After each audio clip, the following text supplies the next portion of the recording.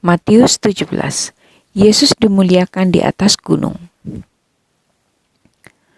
6 hari kemudian Yesus membawa Petrus, Yakobus, dan Yohanes saudaranya, dan bersama-sama dengan mereka ia naik ke sebuah gunung yang tinggi.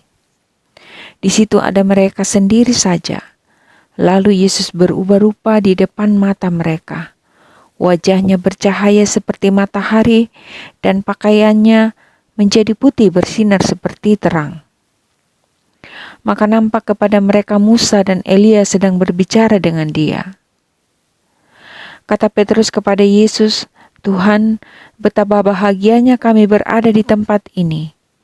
Jika Engkau mau, biarlah kudirikan di sini 3 kemah, 1 untuk Engkau, 1 untuk Musa, dan 1 untuk Elia."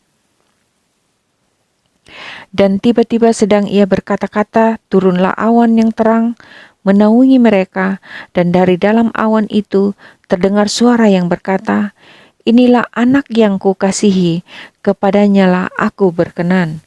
Dengarkanlah dia."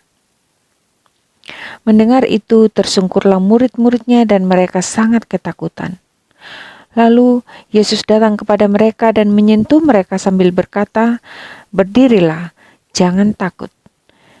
Dan ketika mereka mengangkat kepala, mereka tidak melihat seorang pun kecuali Yesus seorang diri. Pada waktu mereka turun dari gunung itu, Yesus berpesan kepada mereka, "Jangan kamu ceritakan penglihatan itu kepada seorang pun sebelum Anak Manusia dibangkitkan dari antara orang mati."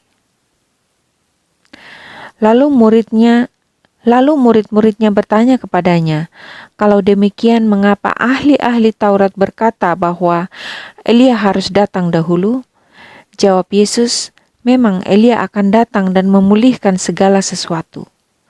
Dan aku berkata kepadamu, Elia sudah datang, tetapi orang tidak mengenal dia dan memperlakukannya menurut kehendak mereka.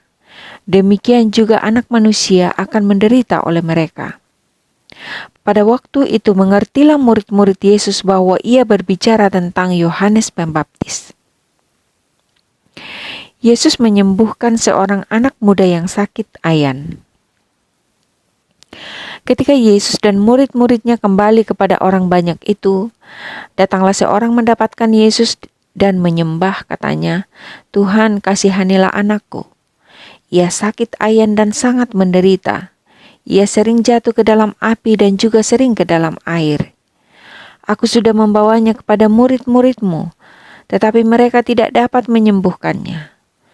Maka kata Yesus, "Hai kamu angkatan yang tidak percaya dan yang sesat, berapa lama lagi aku harus tinggal di antara kamu? Berapa lama lagi aku harus sabar terhadap kamu?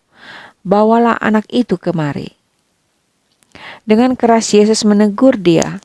Lalu keluarlah setan itu daripadanya, dan anak itu pun sembuh seketika itu juga. Kemudian murid-murid Yesus datang, dan ketika mereka sendirian dengan dia, bertanyalah mereka, "Mengapa kami tidak dapat mengusir setan itu?" Ia berkata kepada mereka, "Karena kamu kurang percaya. Sebab aku berkata kepadamu, sesungguhnya sekiranya kamu mempunyai iman sebesar biji sesawi saja, kamu dapat berkata kepada gunung ini, 'Pindah dari tempat ini ke sana,' maka gunung ini akan pindah, dan takkan ada yang mustahil bagimu." Jenis ini tidak dapat diusir kecuali dengan berdoa dan berpuasa. Pemberitahuan kedua tentang penderitaan Yesus. Pada waktu Yesus dan murid-muridnya bersama-sama di Galilea, ia berkata kepada mereka, Anak Manusia akan diserahkan ke dalam tangan manusia, dan mereka akan membunuh dia, dan pada hari ketiga ia akan dibangkitkan. Maka hati murid-muridnya itu pun sedih sekali. Yesus membayar bea untuk bait Allah. Ketika Yesus dan murid-muridnya tiba di Kapernaum, datanglah pemungut bea bait Allah kepada Petrus dan berkata, "Apakah gurumu tidak membayar bea 2 dirham itu?" Jawabnya, "Memang membayar." Dan ketika Petrus masuk rumah, Yesus mendahulinya dengan pertanyaan, "Apakah pendapatmu, Simon? Dari siapakah raja-raja dunia ini memungut bea dan pajak? Dari rakyatnya atau dari orang asing?" Jawab Petrus, "Dari orang asing." Maka kata Yesus kepadanya, "Jadi bebaslah rakyatnya. Tetapi supaya jangan kita menjadi batu sandungan bagi mereka, pergilah memancing ke danau, dan ikan pertama yang kau pancing, tangkaplah dan bukalah mulutnya, maka engkau akan menemukan mata uang 4 dirham di dalamnya. Ambillah itu dan bayarkanlah kepada mereka, bagiku dan bagimu juga."